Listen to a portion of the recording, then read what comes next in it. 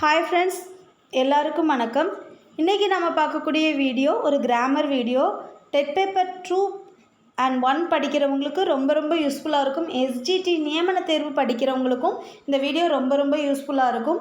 பொதுவாகவே நமக்கு கிராமர் அப்படின்னா ஒரு சின்ன ஹெசிடேஷன் இருக்கும். ஐயோ கிராமரா, எனக்கு கஷ்டம், அந்த மாதிரி இருக்கும். ஏன் கஷ்டம் அப்படின்னா நம்ம அதை யாரும் கோத்ரூ பண்ணுறதில்ல, அதனால கஷ்டம். கிராமர் ரொம்ப ஈஸி. இந்த வீடியோ பாருங்கள், உங்களுக்கே கண்டிப்பாக புரியும். அப்கமிங் வீடியோஸ் நிறைய வீடியோஸ் கிராமர் வீடியோஸ் கொடுக்க போகிறோம், பார்க்கலாம். இப்போ எந்த ஒரு கிராமராக இருந்தாலும் அடிப்படையான சில விஷயங்கள் தெரிஞ்சிருக்கணும், சரியா? இப்போ நம்ம இங்கிலீஷ் கிராமராக இருக்கட்டும், தமிழ், அந்த வகையில் பார்த்தோம் அப்படின்னா இங்கிலீஷில் கிராமருக்கு அடிப்படை என்னென்னு பார்த்தீங்கன்னா பார்ட்ஸ் ஆஃப் ஸ்பீச் தெரிஞ்சிருந்தால் மட்டும்தான் நம்மளால் அடுத்து வரக்கூடிய டென்ஸாக இருக்கட்டும், இல்லை ஆக்டிவ் பேசிவ், டைரக்ட் எல்லா கிராமரையுமே நம்மளால் போட முடியும். அதுக்கப்புறம் one more thing I want to say, நம்ம லாஸ்ட் இயர் கொஸ்டினில் பார்த்தீங்க அப்படின்னா படித்து எழுதுகிற மாதிரி இருந்த கேள்விகளை விட இங்கிலீஷை பொறுத்த மட்டுக்கும் கிராமர் பாட்டில் இருந்தால் நிறைய கேள்விகள் கேட்டிருந்தாங்க. இன்னொரு விஷயம் கிராமரை பொறுத்த மட்டுக்கு என்ன அப்படின்னா, ஒன்ஸ் புரிஞ்சிருச்சு அப்படின்னா கிராமரை நம்ம அதுக்கப்புறம் அதை படிக்கணும், அதை மெமரைஸ் பண்ணணுங்கிற அவசியம் இல்லை. புரிஞ்சிருச்சு அப்படின்னா அதில் எப்படி கேள்வி கேட்டாலும் நம்மளால் ஆன்சர் பண்ண முடியும், சரியா?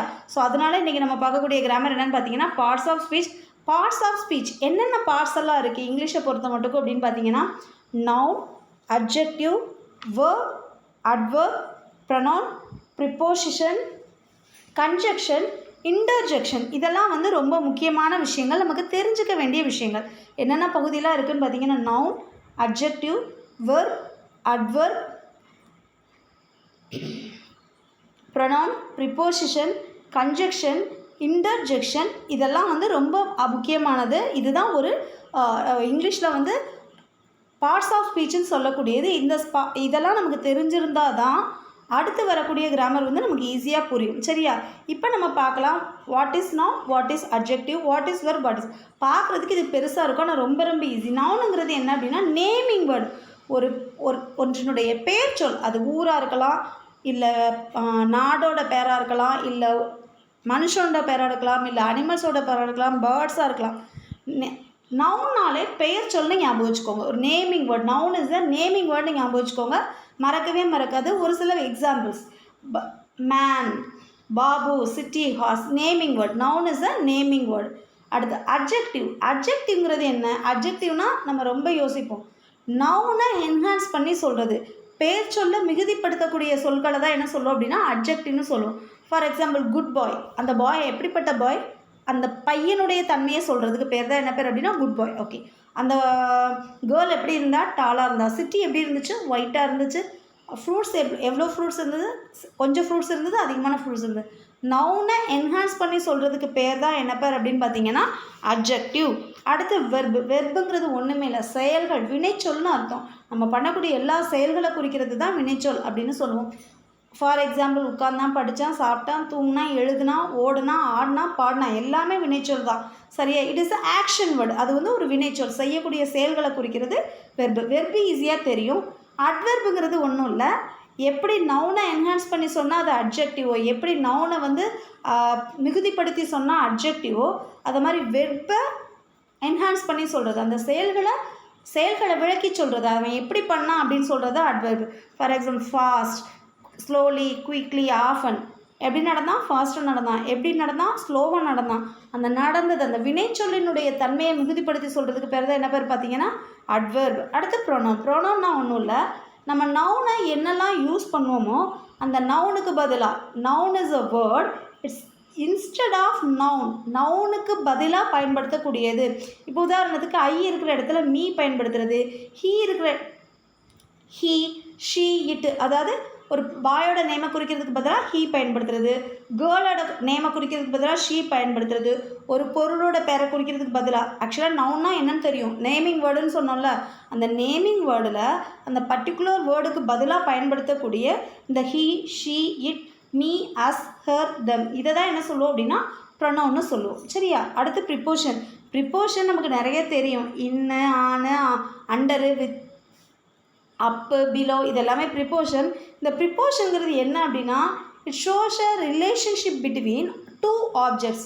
For example, where is the clock, the clock is on the wall. Clock எங்கே இருந்துச்சு, வாலில் இருந்துச்சு. Where is that book, the book is on the table. Book எதில் இருந்து, அந்த புக்குக்கும் ரேக்குக்கும் இருக்கக்கூடிய ரிலேஷன்ஷிப், ரெண்டு ஆப்ஜெக்ட்ஸ்குள்ளே இருக்கக்கூடிய ரிலேஷன்ஷிப்பை சொல்கிறதுக்கு பேர் தான் என்ன பேர் அப்படின்னு பார்த்தீங்கன்னா ப்ரிப்போசிஷன். அடுத்து நம்ம பார்க்கக்கூடியது என்னென்னா கன்ஜெக்ஷன். கன்ஜெக்ஷனுங்கிறது கன்ஜக்ஷன்னு சொல்லுவாங்க, இணைக்கும் வார்த்தைகள். அதாவது ஒரு வேர்டையோ இல்லை ஒரு 2 வேர்டாக இருக்குது, அதை ஒரு சென்டென்ஸாக இணைக்கணும், இல்லை 2 சென்டென்ஸை இணைக்கணும் அப்படின்னா கன்ஜெக்ஷன் வேர்டு நமக்கு தெரியும்ல, அண்டு, பட்டு, ஆல்சோ, இஃப்பு, ஸ்டில்லு எல்லாமே எதில் தான் வரும் அப்படின்னு பார்த்தீங்க அப்படின்னா இந்த கன்ஜெக்ஷனில் தான் வரும். அடுத்து இன்டர்ஜெக்ஷன். இன்டர்ஜெக்ஷன்னா சடன் எமோஷன் ஆர் எக்ஸ்ப்ரெஷன். சரியா, sudden emotion or expression. For example எதையாவது ஒன்று பார்த்தா வாவ் அப்படி சொல்கிறது, அவுச் சொல்கிறது, எதையாவது நம்ம இப்போ கீழே போட்டுட்டோம் எதையாவது உடச்சிட்டோன்னா அவுச் சொல்கிறது. அதுக்கப்புறம் வந்து எதாவதுன்னா ரொம்ப எந்துவாகி ரொம்ப எக்ஸைட்மெண்ட் ஆகி ஓ அப்படிலாம் சொல்லுவோம்ல, அந்த மாதிரி சடன் எமோஷன்ஸை க்ரியேட் பண்ணி சொல்கிறதுக்கு பேர் தான் என்ன பேர் அப்படின்னா இந்த இன்டர்ஜெக்ஷன். இதில் நிறைய கேள்விகள் கேட்டிருக்காங்க, ஸோ அதனால தான் சொல்கிறேன், பார்த்து வச்சுக்கோங்க. ஏன்னா இது ரொம்ப பேசிக்கான கிராமர், இதில் வந்து கஷ்டங்கிறது ஒன்றுமே இல்லை. இப்போ நம்ம பார்த்தது வந்து என்னென்னா பேசிக் கிராமர். நவுன்னா என்ன, நவுன்னா என்ன, it is a naming word. அப்ஜெக்டிவ்னா என்ன, நவுனை என்ஹான்ஸ் பண்ணி சொல்கிறது அப்ஜெக்டிவ். அடுத்து நம்ம பார்த்தது என்ன, வெர்பு. வெர்புங்கிறது என்னது, டிஸ்கிரைப்பிங் ஆக்ஷன். அந்த ஆக்ஷன் எப்படிப்பட்ட ஆக்ஷன் அதை என்ஹான்ஸ் பண்ணி சொல்கிறதுக்கு பேர் தான் என்ன பேர் அப்படின்னா அட்வர்ப். ப்ரொனவுன்கிறது என்ன, நவுனுக்கு பதிலாக நவுன் இருக்க வேண்டிய இடத்துல போடுறதுக்கு பேர் தான் என்ன பேர் அப்படின்னா ப்ரொனவுன். ப்ரிப்போஷனுங்கிறது என்ன, 2 ஆப்ஜெக்ட்குள்ளே இருக்கக்கூடிய ரிலேஷன்ஷிப்பை இணைக்கிறதுக்கு பயன்படுத்தக்கூடியதாக என்னது ப்ரிப்போசிஷன். சரியா, ரெண்டு ஆப்ஜெக்ட்குள்ளே இருக்கிற ரிலேஷன்ஷிப்பை பற்றி சொல்லும். அடுத்து கன்ஜெக்ஷன். கன்ஜெக்ஷனுங்கிறது இணைக்கும் வார்த்தைகள், 2 சென்டென்ஸையோ இல்லை 2 வேர்டையோ இணைக்கிறதுக்கு பயன்படுத்தக்கூடியது கன்ஜெக்ஷன். இன்டர்ஜெக்ஷன் ஆனது it is a sudden emotion.